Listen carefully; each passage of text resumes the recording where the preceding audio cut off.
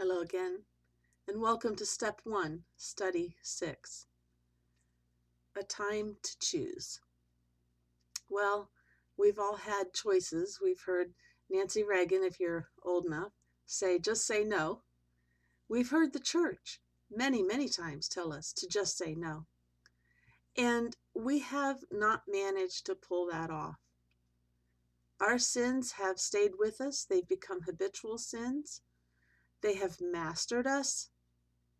And that's why we're in a program that we're trying to work on getting rid of these particular behaviors or substance use or anything like that needs to be broken. It's a stronghold right now, and it needs to be busted open.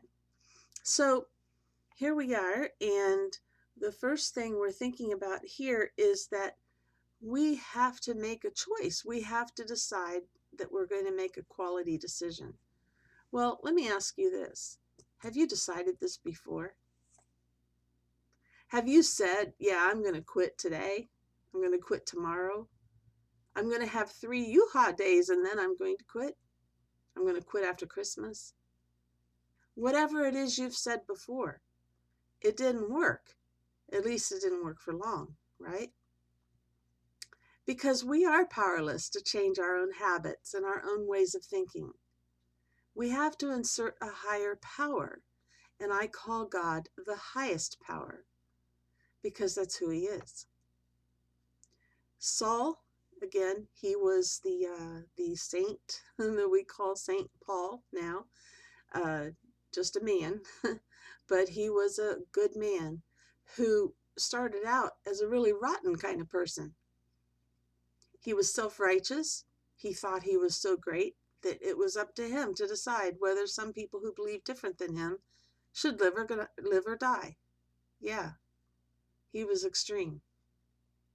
But then something happened to him, and he made a decision, and his life changed. He became the kind of man that would suffer very, very much for the cause of Christ. And we're going to read just a little of his story today, at the time when he made the choice to go from being a rotten kind of guy to one who seeks the truth and lives by it. And here we go. This is in Acts chapter 9, verses 1 to 9. Meanwhile, Saul was uttering threats with every breath and was eager to kill the Lord's followers. So he went to the high priest. He requested letters addressed to the synagogues in Damascus, asking for their cooperation in the arrest of any followers of the way he found there. He wanted to bring them, both men and women, back to Jerusalem in chains. As he was approaching Damascus on this mission, a light from heaven suddenly shone down around him.